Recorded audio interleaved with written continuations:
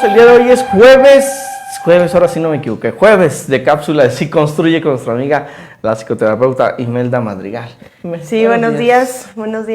Sí, exacto, como dices, ¿no? Fue una fecha muy importante, este día de 10 de mayo, ¿no? Donde todos festejamos a nuestras mamás, donde todos estuvimos de manteles largos festejando esta parte tan importante y vital para nuestro desarrollo. Exactamente. Y pues específicamente por eso vamos a hablar sobre la mamá el día de hoy.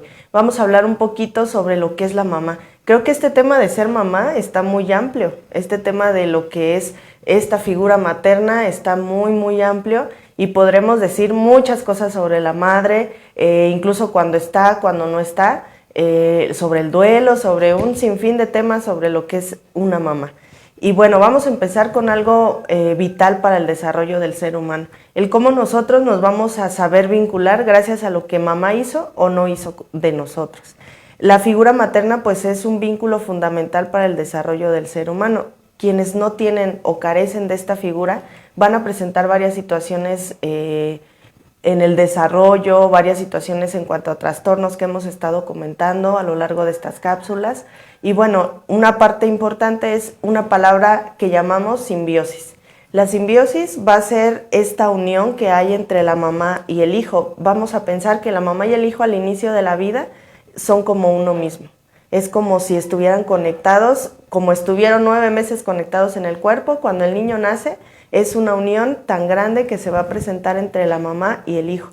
Para esto la mamá le va a prestar como, vamos a pensar como su yo, como esta parte fundamental donde esta mamá se lo va a depositar en el hijo y entonces el bebé pues no tiene esta personalidad estructurada, solamente es un pequeñito que está reaccionando ante los estímulos del exterior.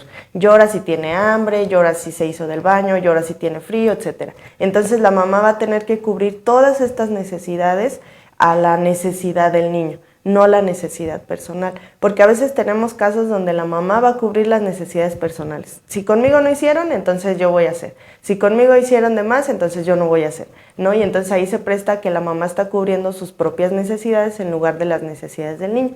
Y entonces esa simbiosis va a ser como esta unión entre la mamá y el hijo, donde van a ser como una misma persona, aunque son dos seres diferenciados, y la mamá va a estar cuidando en base al amor, en base a la protección, en base a incluso los límites. En la alimentación tenemos a mamás que alimentan a más no poder. En todo momento traen al bebé pegado alimentándolo, amamantándolo, ¿no?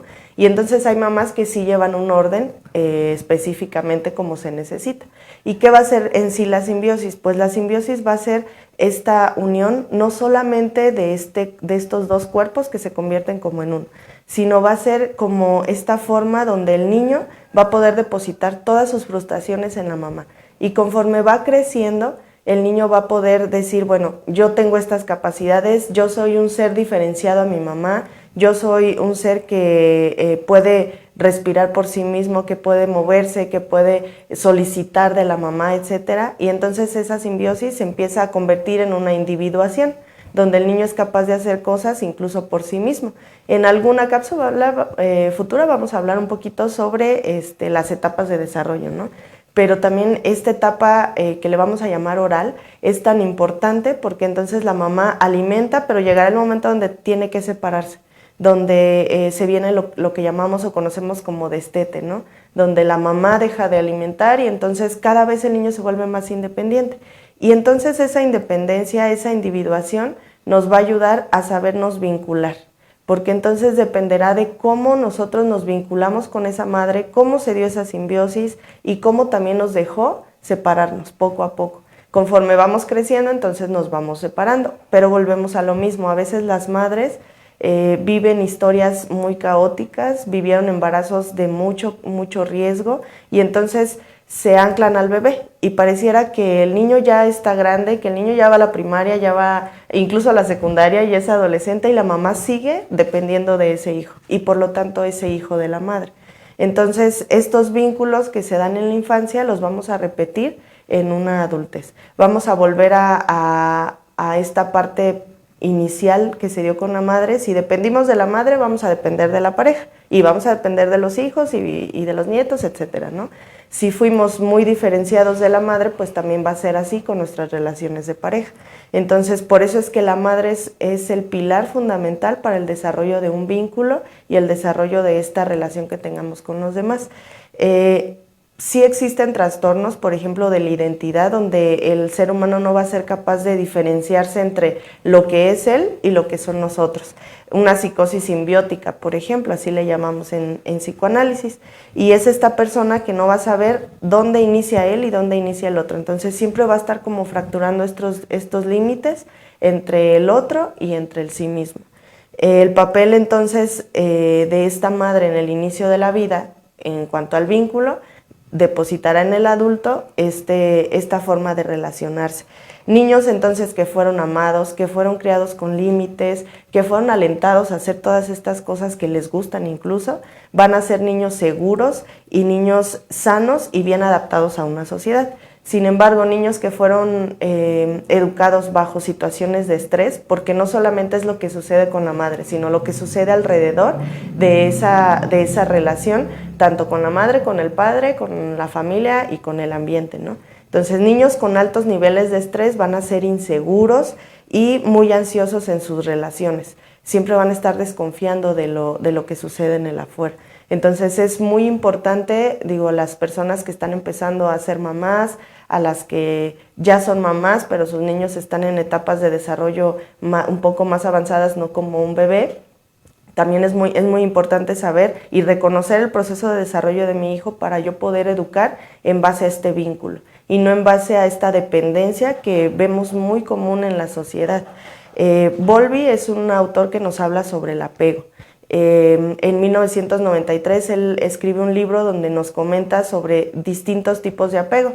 Este tema del apego lo vamos a pasar a otra cápsula, a la siguiente cápsula, para poder reconocer qué tipo de apego yo tengo con mi hijo y qué tipo de apego mi hijo está generando conmigo, porque también son dos cosas distintas, porque podemos estar frente a dos situaciones, tanto lo que la mamá está viviendo como lo que el niño puede estar presenciando.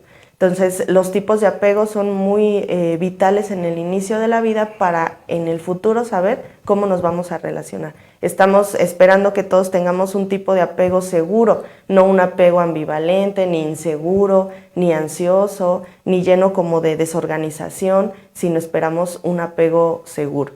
Entonces, pues bueno, de la mamá se puede hablar mucho, pero lo más importante es lo que nosotros podemos dar al niño en el inicio de esta vida.